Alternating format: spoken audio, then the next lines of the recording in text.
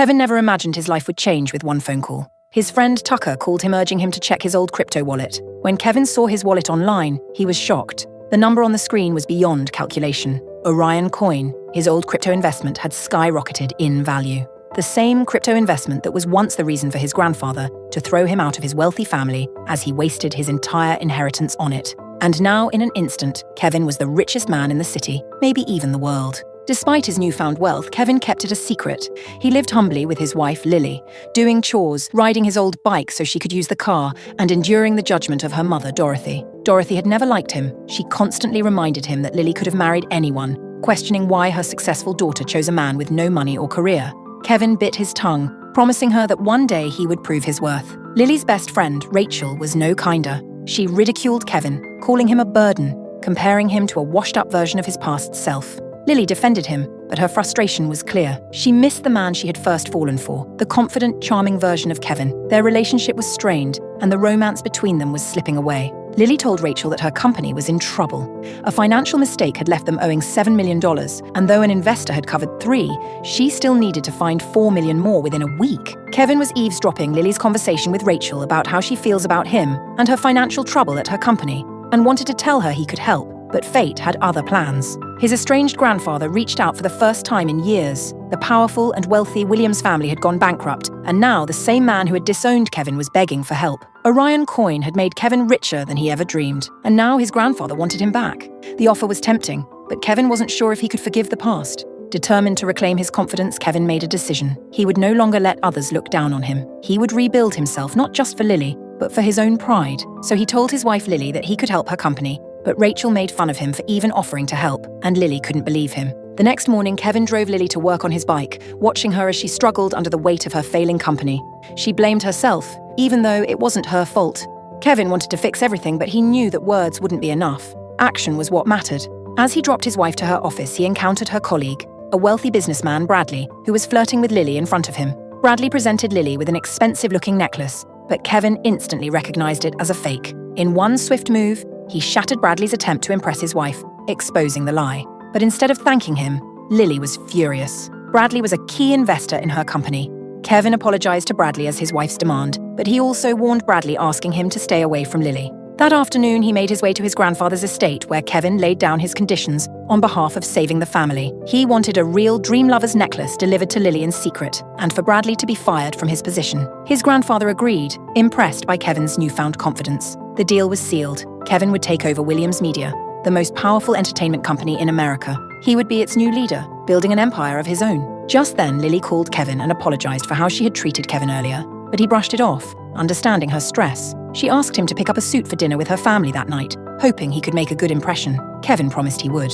Later, Dorothy continued to further humiliate Kevin, questioning why he and Lily had no children even after 2 years of marriage. She hinted that Kevin should get tested for fertility issues, further insulting him. Frustrated, he walked away. That evening, he met up with his old friend Tucker at his college reunion party. At the reunion, he saw Brittany, a former college queen who had become a celebrity. She bragged about signing a contract with Williams Media, unaware that Kevin now owned the company. She mocked his appearance, but Kevin only smirked. She had no idea who she was talking to. Lily had just finished work when her mother, Dorothy, came to her office to pick her up. She had brought a stranger with her, a delivery man who insisted he had to personally hand over a package. The moment Lily opened the box, she gasped. Inside was a dream lover's necklace, one of the rarest and most expensive pieces of jewelry in the world. Dorothy, ever the enthusiast, urged her daughter to try it on.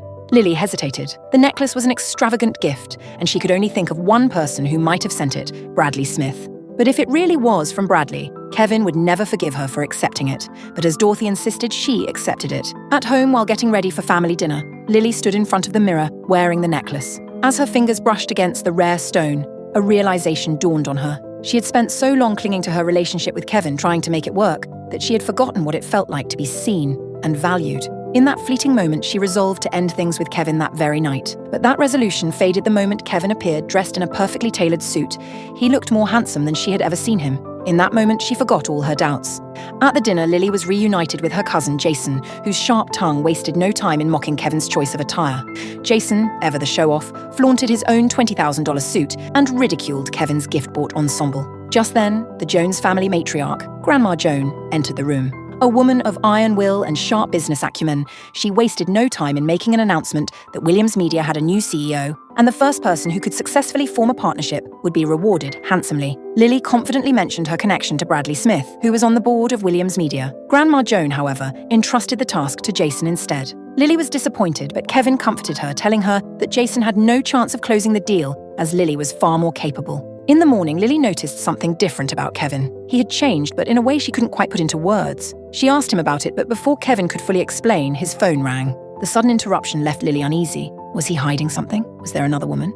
Later that day, Kevin, on his way to his first day as a CEO of Williams Media, found himself in an unexpected altercation when Brittany, the college diva, crashed into his bike and started blaming Kevin, assuming he was the security guard there. When an assistant arrived and attempted to fire Kevin on the spot, it was only then that the manager there revealed Kevin's true identity. He was the new CEO of Williams Corporation. Brittany and the assistant were stunned.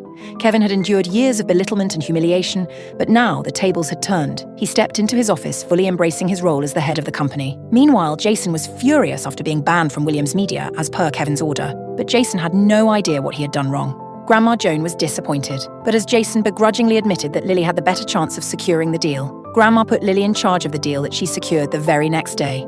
That night, Lily's friend Rachel arrived unannounced, bringing wine and concerns about Lily's relationship.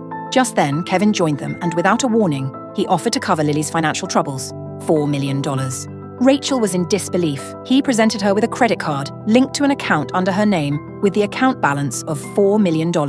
Lily demanded answers. Where had he suddenly gotten that kind of money? Kevin hesitantly told her the truth that he is the heir of a gifted entrepreneur, but she didn't believe him and just requested him to stay away from any troubles. A few days later, she went out with Kevin to celebrate securing the deal with Williams Media. She confronted him again, and though Kevin dodged her questions, thinking she wouldn't believe him anyway, a phone notification suddenly interrupted their conversation. Grandma Joan had found out about the deal, and she was throwing a party in Lily's honor. At the gathering, Grandma Joan made a grand speech, attributing much of the success to Jason, despite Lily being the one to close the deal. Lily was disappointed while Jason kept attempting to push Kevin aside, but Kevin refused to budge. Then a guest at the party spotted Lily's necklace and immediately recognized its rarity. She told Lily that it was the real thing. This revelation sent a chill down Lily's spine. If the necklace was genuine, then Bradley hadn't been the one to send it. But if not him, then who? Determined to get to the bottom of it, Lily called Bradley directly. To her shock, he dismissed her, stating that he had never sent her an authentic dream lover's necklace.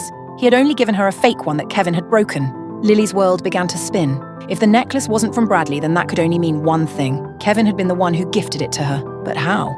Did Lily really not know her husband at all? Has he been lying to her from the beginning? With questions running through her mind, furious, she went to her lying husband and threw her drink on his face in front of everyone.